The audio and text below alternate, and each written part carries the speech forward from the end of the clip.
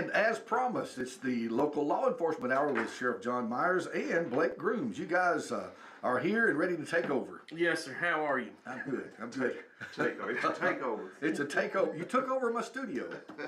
We've been known to do that every now and then. Just come in and take over. At least I'm not under arrest. There you go. Not yet, anyway. I don't even have any handcuffs on me. What about you? You got cuffs on you? Well, they're in the console, but I got zip ties. It'll be all right. I'll behave. You know you're in trouble when we go to the zip ties. That's right. That's right. So how are things going in law enforcement, gentlemen? You know, it's hot. Yes. And when it gets hot, I use this analogy a lot. You know, a lot of criminals are like wasps. You know, when it starts really getting hot, you start to see wasps out more. You know, it's criminals. Criminals seem to come out a lot more when That's a good analogy. When it gets hot. But no, we had our saturation Friday, and if you're not familiar with the term saturation, we call it a saturation. It's sometimes I'll call it a show of force, but we call in all hands on deck to come out and just really saturate the entire county, all four corners of the county, from Iron City to Bonnertown to Summertown to Anderson Creek. We just pair up in vehicles. I think there was about 16 or 17 of us out paired up, and of course the other departments and agencies were out too, you know, on top of that. But we had the grand jury met a couple of weeks ago, so there was a round of new indictments that come down. So what we'll do is we'll pair people up and we'll give them a stack of papers, because that's one of our primary duties at the sheriff's office, is serving papers, you know. Yes. Papers handed down from court, but specifically arrest warrants. And we handed off stacks of arrest warrants for everybody and just told them to get after it. And then between when you wasn't looking for an individual that we had warrants on, we were looking for other criminal activity. Sure. So we were stopping a lot of cars and checking people. And it was pretty successful. I think our numbers, I think we were 13. We had 13 arrests over that period of time. We got started at about 6 o'clock and run all the way to midnight or 1 o'clock. I can't make it to midnight hardly anymore. It's tough for me to make it past 11 o'clock. I get out and I start feeling it, so I'll go home and hit the hay and let the troops have it. But me and my chief deputy were out, and it was a successful evening. And so if people noticed, there was a lot of blue lights out, a lot of law enforcement out Friday night. That's what it was. Awesome. I love saturation. I mean, just on two different levels. Saturation, you go out and you do what you intend to do and what you hope to do. And then the other part of saturation is all the extras that come in on top of it. You know, all the stuff that basically fell in your lap. And I'll never forget it. We were doing a saturation, I don't know, probably 10 years or so, and I pulled over this one guy and popped him pretty good bit of dope. I mean, he had a rolling pharmacy, I guess you could say, in his car, and he was just beside himself. He was like, y'all can't be out here and not post it on the radio. He's like, y'all can't be out here like this. You know you've got to post it on the radio. And I just looked at him, I was like, buddy, that's the THP. We're the police. And this isn't a roadblock. Yeah, and this isn't a roadblock. Oh, he was just beside himself. But no, saturation is a good thing, and I'm glad that He thought he knew the law. Yeah, he thought he knew the law. Yeah, that was some of that holding cell. And you know, and he is right. I mean, he wasn't right that night, but we do have to, if we're going to have a roadblock or a checkpoint, we have to put that out early and let people know specifically where we're going to be and how long we're going to be there. And it has to be specific. And I'll tell you, there was a case from a long time ago, and I think it was in Roane County, and it was a checkpoint. And here's what we would do years ago. We would get checkpoint signs, big signs, and post up on the side of the interstate.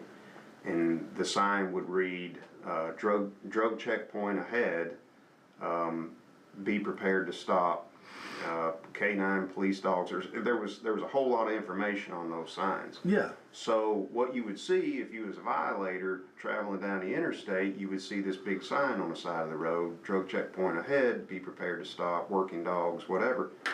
And if you've got drugs or if you're involved in some kind of criminal activity, you're like, holy crap, I got to do something. I got to get off this road. Well, we would put it about 1/10 of a mile from the next exit. Yeah. So when the violator would think, well, I'm getting off the interstate, I'm going to have to figure this out. As soon as he got off the off-ramp, there's where all the police would be. And we would actually be parked on both sides of the road. And if you didn't have a legitimate reason for dumping off that interstate, then we would pull you over and we would run a dog around your vehicle. And it was 100% legal back then. And we were very successful. We even had surveillance teams in the tree line, Yeah. right past the sign, because people would pull off and throw drugs out. They would get rid of contraband. They would switch drivers. I mean, there was a whole lot of panic going on between that sign and that off-ramp. And they would radio ahead and say, hey, this white truck just pulled off and switched drivers and they throwed something in the ditch, you know? Yeah. So, and then, like I said, when they would dump off the interstate and they would go over a little rise before they hit the stop sign, there we would all be. Well, the courts ruled that was okay, but it couldn't be permanent. It was okay for just for like an operation, a weekend operation or something, and it had to be specific to that length of time. Well, what I was told was, and I'm thinking it was Roane County set one up and never took it down. They left the signs up, and they would just post deputies out there 24/7 watching people dump off that, and they would pull them over. And lo and behold, they made a big cocaine case. I think they seized like 60, 80 kilo, 40 kilos of cocaine or something some drug courier. And a high dollar attorney from out of state came in and they challenged it, and it went all the way up, I think, to the Sixth Circuit maybe. But anyway, that's the case law that stopped the drug checkpoints like we used to have back. Well, I've always been curious, seriously, is why they have to post when they're going to do a stop. The you want to talk THB. about the Fourth Amendment? Yeah, I'm trying to figure that out. So I believe there's several reasons why they have to, and we could, text a trooper and ask him. But right off the bat, the first thing that comes to mind is entrapment and impeding somebody's travel. And I'm not trying to get off into a sovereign citizen lingo here, but citizens do have the right to travel and not being impeded upon. And, if you're driving down the road and 10 o'clock at night and not doing anything wrong, not breaking, the law, who says that you have to stop for this thing called a roadblock with all these guys out in tan uniforms? So, there are stipulations in the law where a trooper can pull somebody over that a normal police officer can't, because they are the highway patrol and they have things under statute that gives them a little bit more authority than we have. But at the end of the day, as the sheriff mentioned, we do have a little thing called the Fourth Amendment. And, to stop somebody and demand, a driver's license and to ask them questions when they've not done anything wrong in the first place, there has been challenges. And as a result of them challenges has come the situation where they have to make it known. I think is it 10 or 14 days before they do it? Yeah, I think it's a couple of weeks, but I mean, this is America. Yeah. And you still have the right to be free. Sure. And the Fourth Amendment's clear. It talks about unlawful search and seizure and detainment. Sure. So as a law enforcement officer, we have to have a reason to detain you. We just can't pick and choose. Now, I've worked in third world countries where it's not like that. They can pick and choose. They can detain you for not even mere suspicion. Just because they want to. Yeah, we have to have at least a minimum of reasonable suspicion. That's interesting. Yeah. What we push is probable cause. But for example, I mean, there's a lot of reasons why you can stop a vehicle, but there's not a lot of reasons why you can go up, like Blake said, and ask for a driver's license and vehicle documents. I mean, if you see a safety violation, I mean, that's a reasonable suspicion to pull somebody over and say, hey, you got your safety chains back here have come off on your trailer. You need to get that fixed, or that's going to cause a problem. that's totally okay to stop that vehicle because that's a safety concern. I wouldn't go up there and start asking for driver's license and vehicle documents at that time, but if you see something from the time you get out of your vehicle and you get up to the driver's side window or passenger side window that adds another level of suspicion. I mean, you see a bunch of beer cans in the back seat or something, you know, something that Sure. that's in plain view. Then you can step that stop up just a little bit and start asking for stuff. I mean, we're required to. I mean, we're public safety servants. I mean, that's what we're supposed to do. But you have to be able to articulate all that. Sure. But getting back to the roadblocks and checkpoints, I mean, you're basically detaining somebody without any suspicion. Sure. So Okay. the law, the way the law reads, I mean, it's pretty. Well, that clear. makes a little more sense, but I always wondered why they told everybody where they were going to be. Well, and like I said, I think It's like Paul Revere. Yeah. The British are coming riding through the middle of town. You know. I could be wrong, but everything in me right now is there have been a couple court cases where they have alleged, you know, entrapment or, you know, detaining somebody without probable cause or reason of suspicion, and you know, and don't get me wrong, I'm a fan of the THP doing roadblocks. It is not a good idea to ride around the county, you know, drunk as a skunk, and you know, potentially have the potential to take somebody else's life. So Sure. The way I look at it, if the THP tells you that they're going to be at this certain spot on this certain day for a certain period of time, and you roll up to that roadblock drunk, can't nobody cry foul. Yeah. Okay. That's on you. And over the years, I've pulled a couple people over for a busted tail light or for no tag light, or, you know, their tag was crooked, which that is a violation of the law. You know, when you're out there looking for dope, you'll use any, you know, probable cause that you can to pull somebody over. But I've pulled some people over the years where they had been drinking a little bit, and it's like, you really pulled me over because I had a crooked tag. You know, here I am, I'm driving the speed limit, and yes, I've had a little bit, you know, them people, yeah, I can understand their complaint, but again, if you roll up to a THP roadblock and you're drunk, buddy, that is on you. Well, I mean, they're you know, any roadblock or checkpoint is effective deterrent, number one. Sure. You know, if one person is planning on going out and getting hammered that night, and their buddy says, "Hey, just letting you know, THP said they're going to have a roadblock," you might change that guy's mind. Yeah. You know, and you might have saved save some lives. That's so true. it's not a bad thing, but you have to do it the right way. I saw a recent post, changing the subject just slightly. I saw a recent post where there were several, a big drug arrest just very recently. Yeah. Like 10 or 12 people or something like that. What about that, Sheriff? So that was, and I'm glad you asked that because we just released that yesterday. So this was last year when we seized that a little over 21 pounds of methamphetamine and a pretty good chunk of fentanyl and then some firearms. So this was coming from West Tennessee, coming right here to our little town in Lawrenceburg. It was it ended up at a storage building here in Lawrenceburg. And we were able to interdict that, you know, coming through before they got it, and then they started busting it up. I'm sure every bit of it was already spoken for, you know, that's the drug game. But anyway, we were able to interdict that 21 pounds and got it. But it was a cooperative effort between us and the feds, the FBI, the TBI, and then a couple other neighboring agencies. But anyway, so we knew that there were going to be a lot of federal indictments come down because it was one big crime syndicate, and the head guy was actually running it from prison. He was doing time in one of our prisons here. Wow. And he was coordinating all the logistics and everything from prison. But it was I think a total of 10 individuals this round. Now, from what I'm being told, there's going to be a handful more that comes down.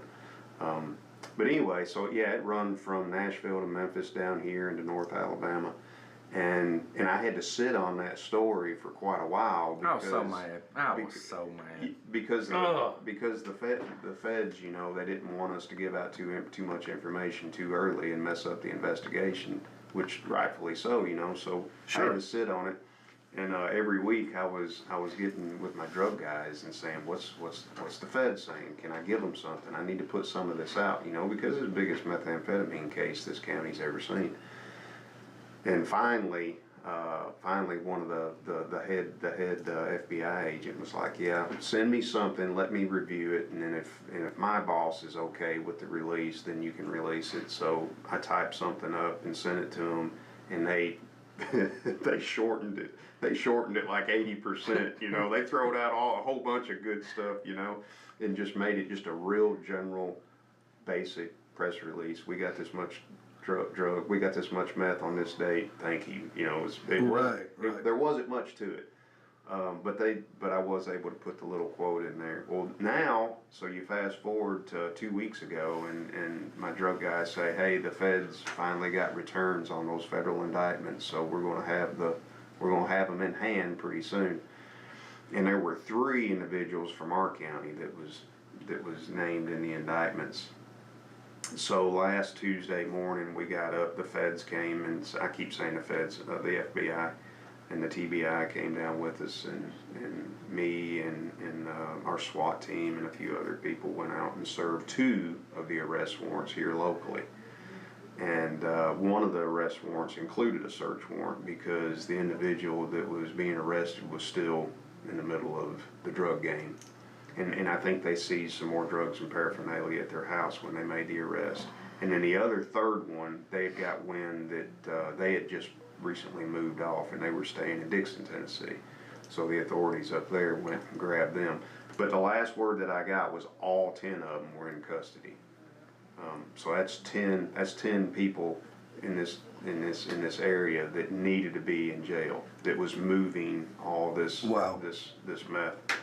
And so yeah, it was a good day to get all of them. Now, when an arrest is made like that, multiple people, and it's a drug bust, that kind of thing, where are they housed? I mean, where are they kept? They took them to a federal prison. Okay. Yeah, federal holding facility. Wow. Yeah, if it's federal charges, they're going to take them with them. You know. And well, that's kind of a relief for you.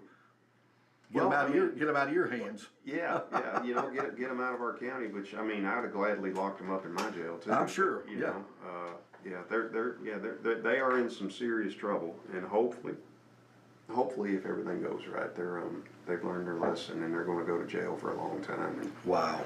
Maybe when they get out, they'll be. It was so aggravating, especially, you know, as another police officer. You know, you're wanting the public to hear that, you know, your local guy's just got a 21-pound pop. That has never happened before. Wow. And, you know, to give a little backstory about how you do have to keep things confidential, and there are a lot of the stuff that happens that you're not able to give out, not just to the public, but to other police officers. So to give you the backstory on this, that same day, I'm riding down the road, and I see a couple agents in a different vehicle, and I'm like, what are they doing? I know what that looks like. So I called one of them. I'm like, hey, buddy, you know, what are you doing? He's like, well, I really can't go into detail right now, but we got something going on. And I'm like, you need any help? And he's like, no. And he said, I may have to call you later on. You know, I might need some help. I'm like, all right, well, my phone's always on. And I do. I love his drug guys. They're great. Well, it was about, I don't know what, 11 that night after the dust got settled. Probably, yeah. I get a phone call again from one of these guys, and he was like, you're not going to believe this. I'm like, okay, let me have it. He said, 21 pounds. I'm about to drop the phone. I was like, oh my goodness, this is big.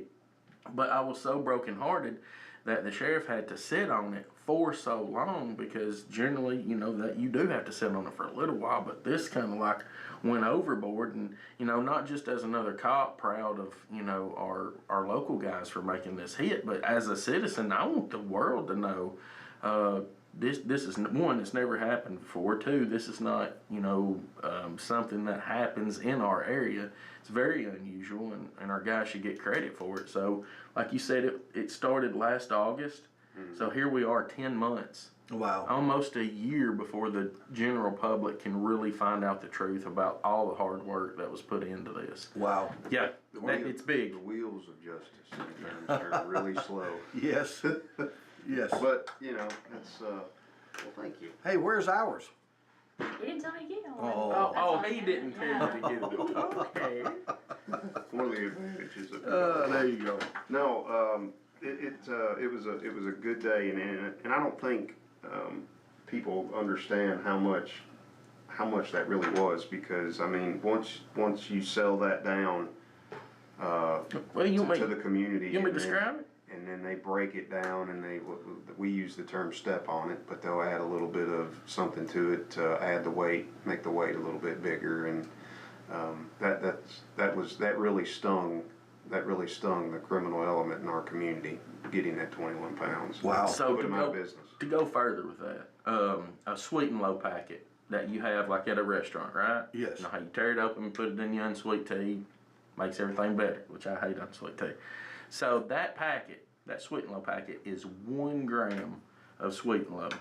Well, typically, on the street, a casual user will use anywhere between 1/10 of a gram to about anywhere between 0.1 to 0.15 grams every time they use meth. Typically, now this is average. So you can say that easily out of a gram of meth, a casual meth user will get anywhere between 6 to 8 uses out of a gram. Okay, there's 28 grams in an ounce. There's 16 ounces in a pound. So when we say 21 pounds, it's really easy to say 21 pounds, but when you do 21 times 16 times 28 times 0.15, that is exactly how many uses of methamphetamine was in that load that our guys seized. What kind of, and I have no idea, but what kind of money would someone spend for a pack like that? So times have changed. When I was undercover, I was paying $2,200 an ounce. Okay, for 28 grams. I was paying $2,200 for 28 grams. Even buying it in an ounce, we were still almost paying $100 a gram, and that was at about 90% pure. Nowadays, you're getting dope around 98% pure. We've even seen it as pure as 100. You're getting dope anywhere between 96 to 98% pure, and we could buy an ounce all day long right now for what, $275, $300? Probably. It goes against economics. It's going up a little bit. I mean, we're finally starting to see an increase in street level drugs because of it's just getting harder. It's getting harder to find. There's not as much flooding into our country like there was 3 years ago. Well, that's a good thing. It is a good thing. That, like I said, that tells us that it's getting a little bit. I've made this comment a million times since I've been in office. I hope I see the day of fentanyl and meth so expensive that nobody can afford it. Yes. I hope I see that day. Sure. I don't know if I ever will, but It does. yeah. Just as a casual observer, and I'm really that. I'm totally in the dark on this world, on that world. But it seems to me that how the people that I see that I might think, oh, that's a meth guy. I don't understand how they afford it. Well, like the sheriff has said so many times on this show, is easily 70% of your theft cases out in the county and in the city right now are drug related. They're either stealing to trade for drugs, or they're stealing to sell in order to go buy drugs, or they're just hyped up on drugs and they want to go take other people's stuff. And with methamphetamine, back in the day, and I sound like a broken record, I know, but back in the day, you had drug dealers that were not users. They dealt drugs just for the money. That's true. Very true. I don't know of any. I think out of all my years in law enforcement, I can think of one individual that was a meth dealer and he didn't touch it. He didn't smoke it. He didn't use it. he would tell you, I don't mess with that stuff. I sell that for the money. He was the rarity because every other one is an addict. Yeah. And that's the reason why there's nothing to seize anymore. We used to make our money from seizures, you know, asset forfeiture. You take the bad guy's stuff, and that's how you put him out of business, and then we sell it and put it in a drug fund, and that's how we buy our stuff. Those days are pretty much over. Nobody has. You don't see a lot of cash anymore. Yeah. It's all Apple Pay and Venmo and everything now, and then you top that with the dealers are addicts. And they don't have So they don't have anything. You go over there at our seizure lot and look at the crap we're seizing. Yeah. It looks like the jump and run at the fair after the jump and run. Yeah. That's the kind of vehicles that we're seizing. Yeah, I can remember having sales a time or two for the seizure stuff, and some of it would be pretty decent stuff. Yeah. But y'all don't have it anymore. No. And to go along with what he just said, there was a guy in Lawrence County that we were trying to pop for years, and that he was along. He did some other stuff, but he didn't do meth.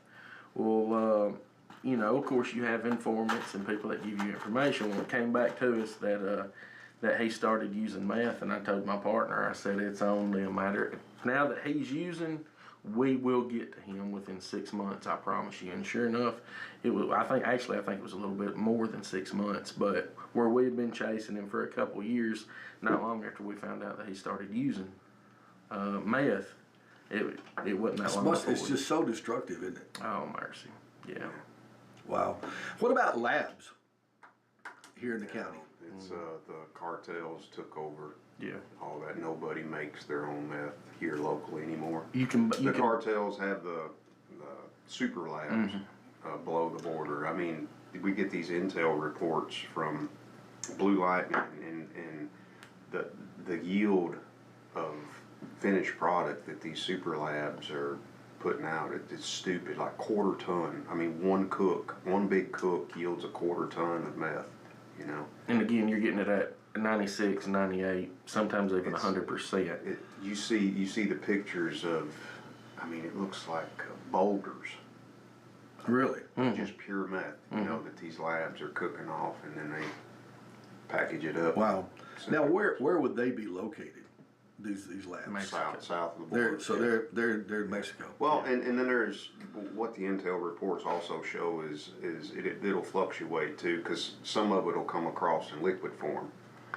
And if it gets across the border in liquid form, then there's a lab somewhere near the border that they take it to, and they cook it back into the crystal form to sell it. We call that a conversion lab. But yeah, for the first time in our history, the cartels can supply it cheaper, more powerful than you can actually make it here at home.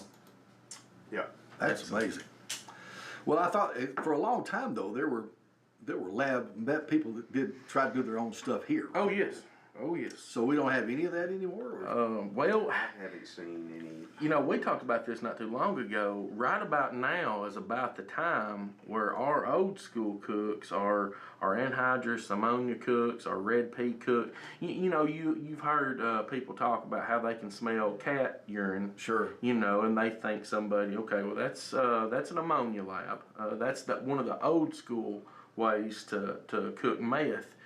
Them people that got busted, you know, in the early 2000s, they're now starting to get out of prison because a lot of them got an 18 to 26 year, sentence. Well, I mean, this is 2026, so they're starting to get out of prison. A lot of them have learned new things by being in prison. You know, if you go to prison for 20 years and don't learn how to be a better criminal, that's probably your fault, So we like to think prison fixes most of them, but in reality, it does. It's a small percentage. But yeah, I mean, the laws changed back in those days. You know, they made it a felony to possess the ingredients. You didn't even have to have the finished product. If you got caught with the precursors, then that was enough for a felony. And then, the Sudafed, where you got to show your ID, that changed. So a lot of laws made it harder for the hometown meth cooks to make their product. But The cartels were like, we don't have all those restrictions, so why don't we just make it bigger and better and flood the market? And that's what they did. Yeah. But Wow. with all that saying, we are seeing an increase in street level prices, which tells us it's getting harder to get. Arrests are down, calls are down. My jail, I only have I have less than 150 people in jail right now, and I have a 261 bed facility. Fantastic. So we're under capacity. And there's a lot of things that we're doing different in the jail too, as far as offering some rehab and programs and educational stuff in there that I would like to think, and I check the recidivism rate, not weekly, but maybe every couple of weeks, maybe once a month, I'll look at our recidivism rate. And a couple of years ago, we were still in the 80s, which meant that 8 out of 10 are repeat offenders. And Sure. the last couple of times I've checked it, we're in the 60s. So the recidivism rate's going down too. So I think all the good things going on in our little community is helping. Yeah, sounds like it. Yeah, That's good.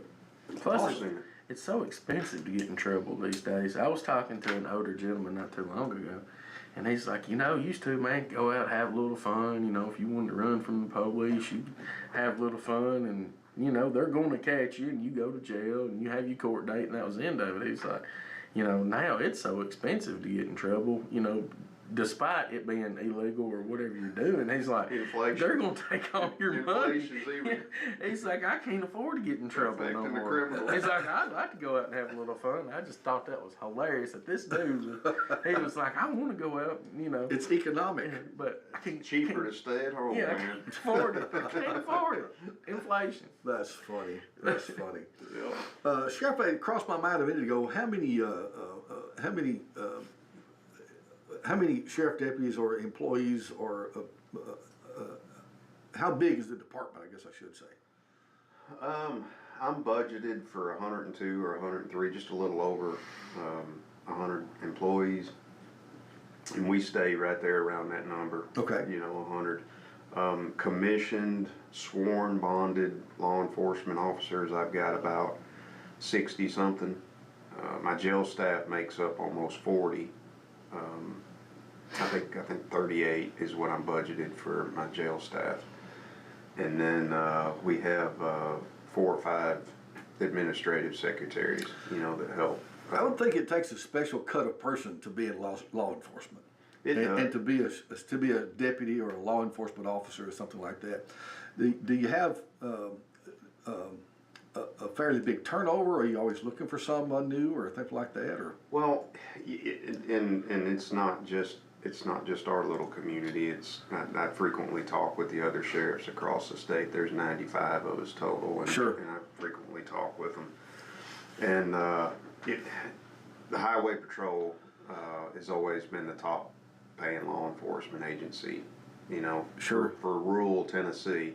Now you get into some of your bigger metropolitan areas and counties and stuff that are around the state, they can compete, but they got some of the biggest raises ever here over the past 5, 6, 7 years. And a state trooper now starts out more than what my lieutenants make. And it's hard. I've lost some to the Highway Patrol. Every other neighboring county's lost them to the Highway Patrol. And you really can't blame your people. No. And I tell my deputies, I'm never going to blame you for taking a higher paying job. But it's tough and then plus they also, and I'm not here to badmouth the Highway Patrol. I'm glad we've got them, and I'm glad our governor has really put more of them out there. But they'll start out more than what I can pay my lieutenant. One of my lieutenants that's been there for a long time. Number one, and number two, what is the something like is it bilateral or something? Their academy. They used to make you go through their full academy. Oh, Transition Academy. Yeah. Even if you was a 20-year sheriff's deputy and you wanted to be a highway patrol, you still had to go through their full academy. Well, a few years ago they lifted that, and now you only have to go maybe for half of it or something. It's a lot less than the full academy. Sure. So it's easier now for a sheriff's deputy or a city police officer to join the highway patrol. So you combine that, you know, it's tough. You know, you spend the money to hire a person and send them to the academy, and they work for you for a little while, and then you get a letter in your door that says, "Hey, Sheriff, thanks for the opportunity. Thanks for everything you've done for me. I appreciate it, but this is my 2-week notice." I've been accepted into the highway patrol, you know. And again, you can't blame them, but No, yeah. you can't.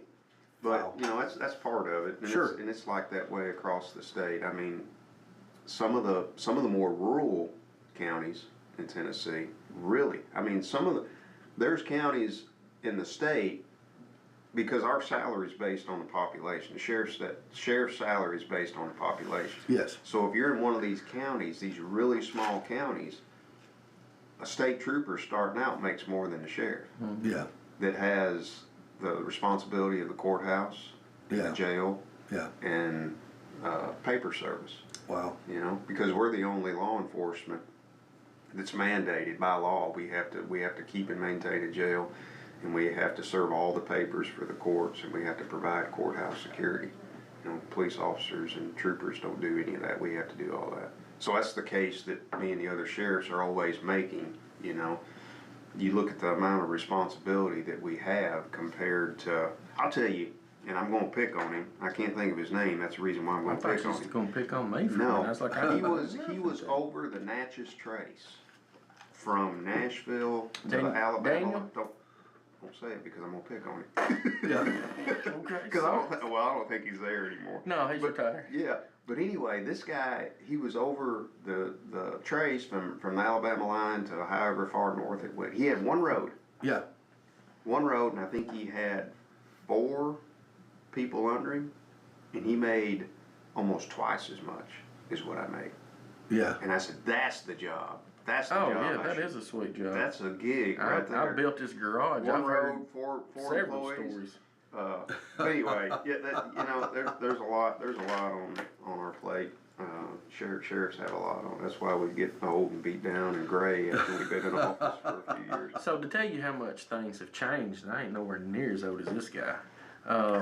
When I had to send myself to the academy, because in the late 90s, early 2000s, and this, I know this is going to sound bad, the only way an uncertified police officer had a good chance of getting hired is if somebody retired or somebody died.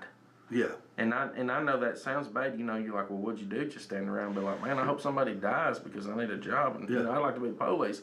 But no, if I don't want to, I'm pretty sure it was over 200. When I was first applying with Lawrenceburg, I'm wanting to say I was told they had over 200 applications. And people just they didn't quit. You know, you had people not making sergeant until they had like 12 or 15 years in. Sure. We got what I'm calling kids. We got people making sergeant or lieutenant right now with only 3 years of experience. Yeah. Because it has went from a profession to a job in a lot of people's eyes, and a little bit again has had to do with other agencies offering bigger pay. But that's not just it. You've had a tremendous exodus just with people getting out of law enforcement in general, because times have changed. You know, you no longer have the majority of the support from the public. People are watching TV. You know, it's just like with them cops back in New York City. You know, you remember when you could walk up to a police officer in New York and throw water in their face and there wasn't anything they could do about it because that was a touchless and statuteless crime. I think it was Eric Adams was the mayor. Wow. Directed his officers, if somebody comes up and throws water into your face, they've not touched you, that is not assault, you are to stand down. Man, that's crazy.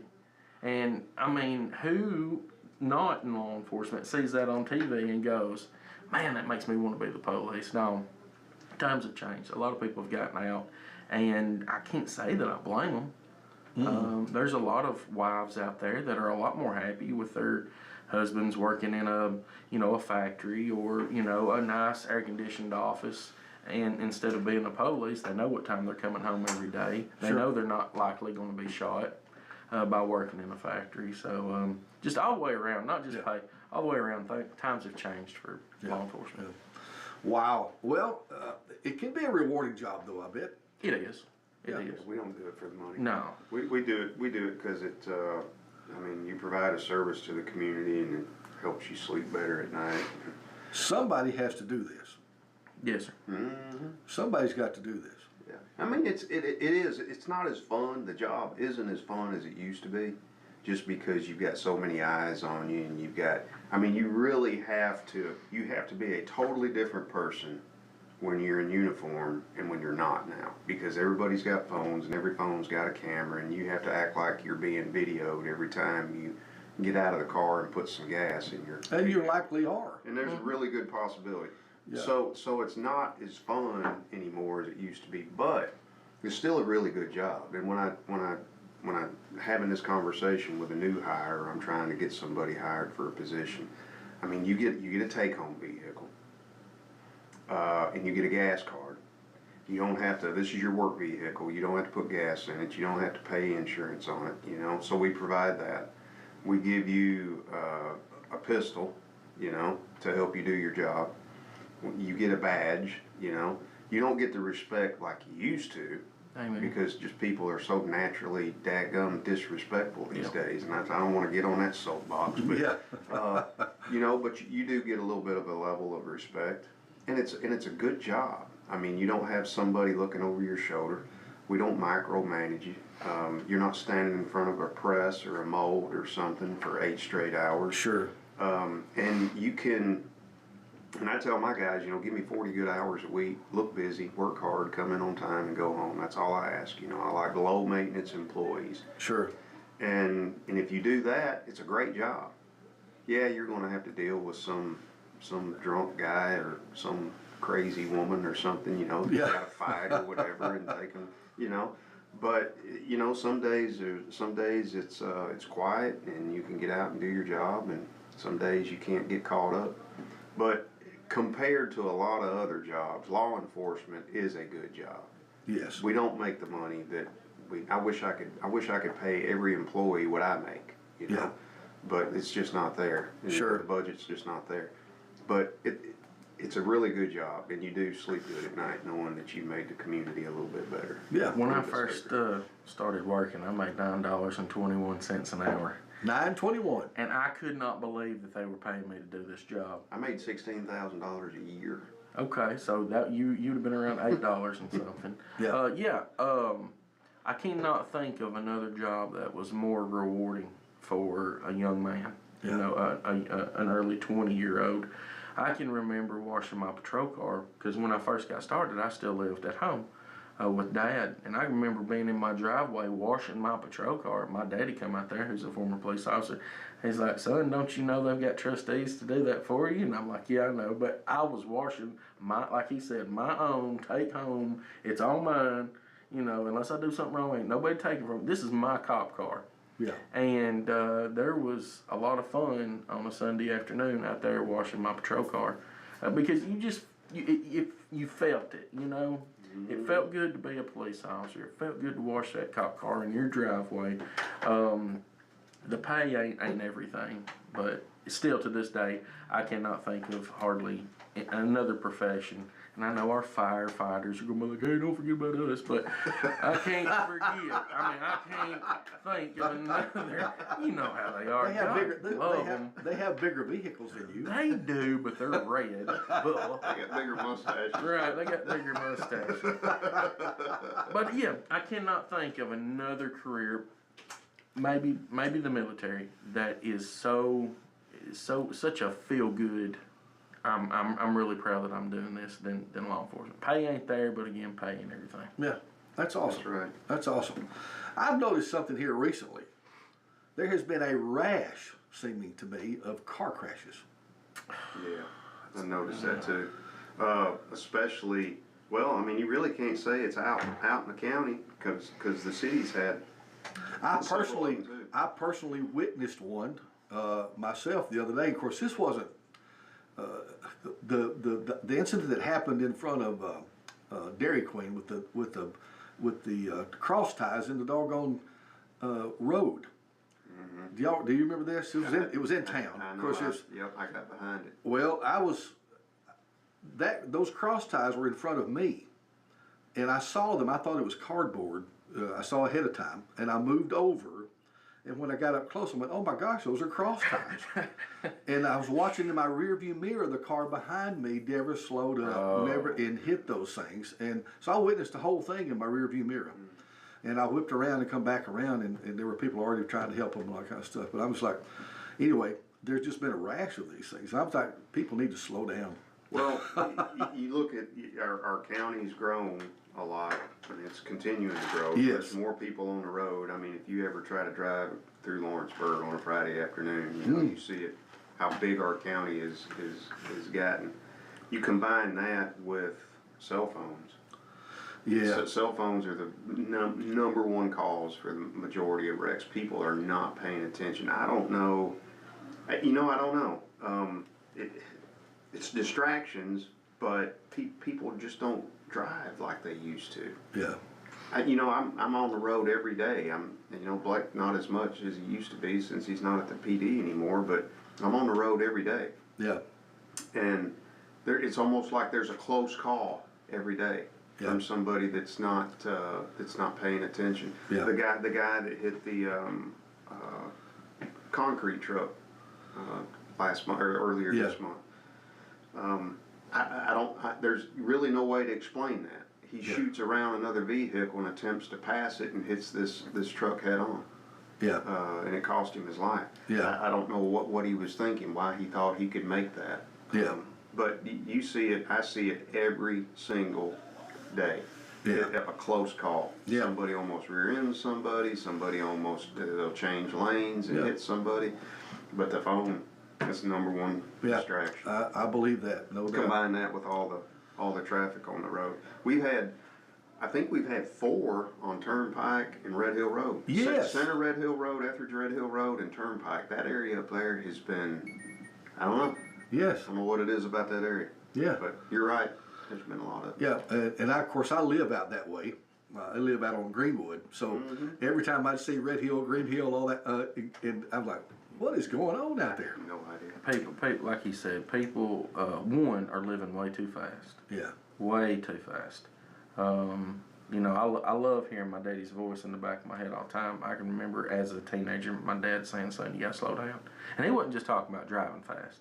He was just, he was talking about driving fast and I gotta go here, I gotta go there, I gotta get there, I gotta see this person. But, fast forwarding 20 years later, I was nowhere near to what our, teenagers and 20-year-olds are today. This life has just gotten way too fast. And when you mix a fast life in with a distraction device, like an iPhone, a smartphone that can do, it's got more technology than the ship that flew our guys to the moon, you know? Who would have thought a mother would have to have, who would have thought we're living in a time where a vehicle has an alert if you leave your infant in the vehicle in the back seat for too long? Who ever thought that we're living in a time where you're so distracted you forget about your baby? You forget to drop your baby off at daycare and you drive all the way to work and park out in a hot parking lot and get out and go into work. That's absurd. I know, but there's alerts now on vehicles that'll tell you if you've left a kid in the back seat. Yeah. Well, we're winding up. We've got about 4 minutes left. Is there anything else you want to kind of bring up or talk to or discuss? I got a list. All right. I'm a list writer. The scams. I don't know if y'all saw Tommy Lee's Facebook post the other day about the jury. So we got new jurors coming in today, this afternoon. I forget how many subpoenas he sent out. I'm going to say 300 and something. So we'll have new jurors coming in to get put on panels. And there's a jury duty scam that's going around out there that says you've missed it, and if you don't send us some money, we're going to come arrest you. and they're really good, like all the other scams are. They're believable. Yeah. Nothing like that. We're not going to arrest you for missing jury. You need to come. Yes. But you're not going to get a phone call from law enforcement saying you missed it and we're going to arrest you, or then send us some Apple or Pay send cards. money. Yeah. But that's a big one, and of course the tax scam is still out there. We're still getting complaints on that. When one kind of starts losing traction, the other one picks up. Sure. And if there's ever any doubt, just hang up and call 762-0450. That's the non-emergency line for dispatch, and they will tell you. Okay. Yeah, they'll tell you. Or you can call us 762-3626, but they will.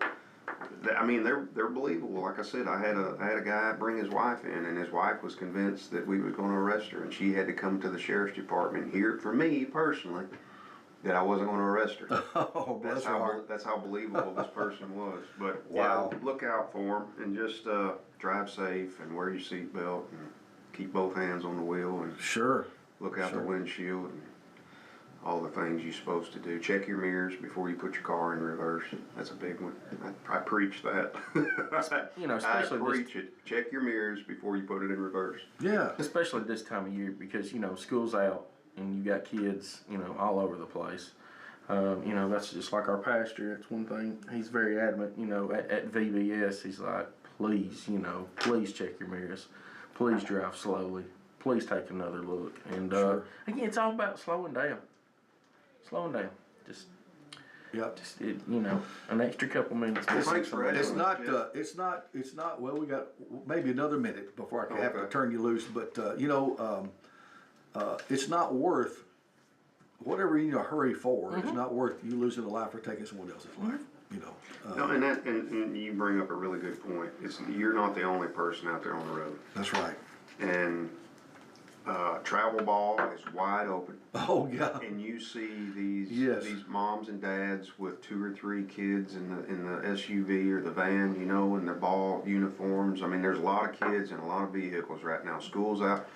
You don't want that on your conscience. You don't want to be responsible for a major accident and a mom and her 2 kids coming home from ball practice late one evening and have that on your conscience. So just slow down and pay attention. So, jury duty, there'll be a big crowd at the courthouse today. Oh yeah. And if you're coming, and if you're listening and you're coming, just bear with us. Yeah. It's going to be hot. It's going to be 1 o'clock. We're going to try to get everybody. I'm going to be up there. We're going to try to be getting people in the courthouse as soon as we can, because the line sometimes goes out the door and around the parking lot. And be patient too, because wow. they've got a murder trial going on. We've got a murder trial going right on now right now, too. too. So people just need to be a little patient. That courthouse Wow. is going to be kind of. We will be doing our due diligence to try to get you in there in the air conditioner as soon as we can. Wow. Well, I'm bereaved. I'm fixing to go get something to eat. Are you? Yes. Well, that sounds good to me. Where are we eating? I don't know. Somewhere it's got. I'm thinking of sausage, egg, and cheese. What do you think? You need to eat some freaking oatmeal and some wheat toast. There you Is that a fat joke? Thank you, guys. See you next Appreciate it. time. See Thank you, Jeff. All right, that went good. Thanks, Jeff. All right. Enjoyed it, boys. Yes. Maybe we can do it again.